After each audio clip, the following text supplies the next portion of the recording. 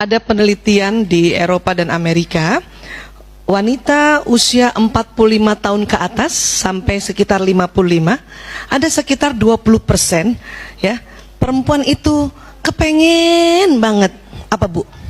Ganti suaminya. Itu 20% itu banyak, tinggi angka itu. Ya Bu? Iya, makanya dikatakan kita ya pernikahan mengajarkan kita supaya Bu, terus terang, nggak usah ngacung tangan. Adakah kira-kira kadang-kadang saking mungkin karena nggak paham, kesel, rasanya bener deh. Ih, ini kalau diganti gimana ya?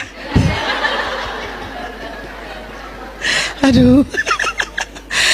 Menurut wanita, apa sih yang dicari pria sebetulnya?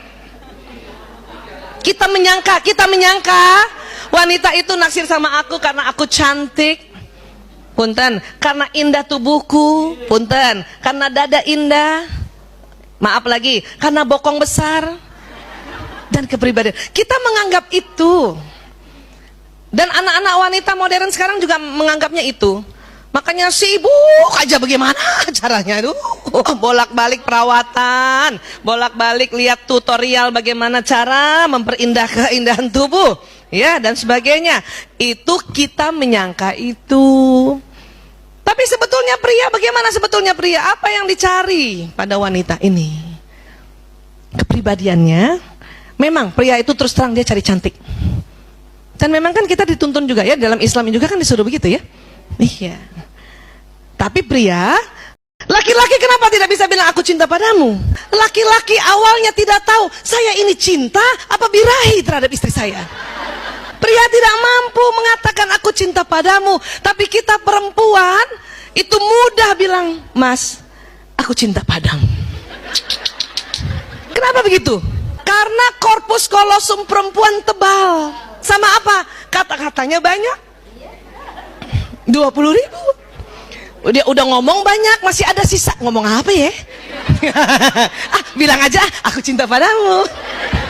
Laki-laki kenapa tidak bisa bilang aku cinta padamu? Bukan, selain 7.000 tadi, bukan itu saja. Tapi apa? Laki-laki awalnya tidak tahu saya ini cinta apa birahi terhadap istri saya. Itu penelitian. Dia nggak tahu sebetulnya. Sebentar nih, saya nih melakukan ya, membelai istri saya, hubungan intim sama istri. Salah satu faedah menikah adalah kita akan jatuh cinta berulang-ulang. Bisa Bu? Nggak bisa.